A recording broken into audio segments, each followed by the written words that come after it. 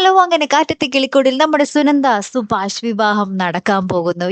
അതേ കൂട്ടുകാരെ, നമ്മുടെ പുതിയ പ്രമോല് നമ്മുടെ സുനന്ദ വാക്ക് കൊടുത്തിട്ടുണ്ടല്ലോ നമ്മുടെ നിധിക്ക്. രാവിലെ 10 മണിക്ക് താൻ ക്ഷേത്രത്തിൽ എത്തിയിരിക്കും എന്നും പറഞ്ഞിട്ട്. അങ്ങനെ തന്നെ നിധി ആ വാക്ക് പ്രകാരം എല്ലാവരെയും സെറ്റാക്കി റെഡിയാക്കി സുഭാഷ് ഏട്ടനെ സമ്മതിപ്പിച്ച് ഇവര് ക്ഷേത്രത്തിൽ പോയി വെയിറ്റ് ചെയ്യുവാട്ടോ. അപ്പൊ അവിടെ ചെല്ലുമ്പോൾ നമ്മുടെ സുധീഷ് നമ്മുടെ നിധിയോട് പറയുന്നുണ്ട്, എല്ലാവരും ആ വിവാഹത്തിന് വേണ്ടിയുള്ള സെറ്റപ്പിലൊക്കെ ആട്ടോ. നിധിയാണെങ്കിലും സാരിയെ കൊടുത്ത് ഭയങ്കര സുന്ദരിയായിട്ട്, നമ്മുടെ സുഭാഷ് ഏട്ടനാണെങ്കിലും വെള്ള ഷർട്ടും കസവും മുണ്ടൊക്കെ കൊടുത്ത് ആ ഒരു വിവാഹത്തിന്റെ വരനെ പോലെ തന്നെ വേഷമൊക്കെ കെട്ടി ഇങ്ങനെ റെഡി ആയിട്ട് നിൽക്കുവാണ് കല്യാണത്തിന്.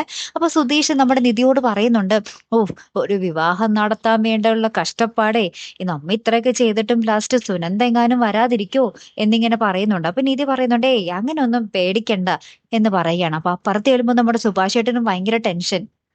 സുഭാഷ് ഏട്ടനും സുനന്ദ എത്തോ, ഇത്രയൊക്കെ ചെയ്തത് വെറുതെ ആവോ എന്നുള്ളൊരു കാര്യത്തിൽ ഇങ്ങനെ നിൽക്കുവാണ്. അപ്പൊ നിധി പറയുന്നുണ്ട്, ഏയ് സുനന്ദ ഇന്നലെ ഈ നടയിൽ വെച്ചാണ് എനിക്ക് വാക്ക് തന്നത്, അവൾ ഉറപ്പായിട്ടും ഇവിടെ എത്തിയിരിക്കും, സുഭാഷ് ഏട്ടൻ പേടിക്കാതിരി എന്നിങ്ങനെ പറയുവാണ്. സുനന്ദയുടെ വീട്ടിലെ സീൻ കാണിക്കുകയാണെങ്കിൽ സുനന്ദയുടെ അമ്മ ഇങ്ങോട്ട് പോകാൻ റെഡിയാകുന്നുണ്ട്. സുനന്ദയാണെങ്കിൽ ഇങ്ങനെ ക്ലോക്ക് നോക്കി നിൽക്കുന്നൊക്കെയുണ്ട്. ഇനി അമ്മയുടെ പോക്കെങ്ങാനും മുടങ്ങിയാൽ സുനന്ദ അവിടെ എന്താ പറയാ, അവിടെ അങ്ങാട് സ്റ്റക്കായി പോകും. പിന്നെ സുനന്ദയ്ക്ക് ക്ഷേത്രത്തിലേക്ക് വരാനും പറ്റില്ല, വിവാഹവും നടക്കില്ല. അമ്മ പോയി കഴിഞ്ഞാൽ മാത്രമേ സുനന്ദയ്ക്ക് ആ വീട്ടിൽ നിന്ന് ഇറങ്ങാൻ പറ്റുള്ളൂ അല്ലെ. അപ്പൊ വിവാഹം നടക്കുമോ ഇല്ലയോ എന്നുള്ള ഒരു ചോദ്യത്തിന് ഉത്തരമാണ് നമുക്ക് ഈ ഒരു ആഴ്ചയിൽ നിന്ന് കിട്ടാൻ പോകുന്നതേ. കാത്തിരിക്കാട്ടോ. അപ്പൊ അടുത്തൊരു വീഡിയോയുമായി വരുന്നത് വരയ്ക്കും ഗുഡ് ബൈ.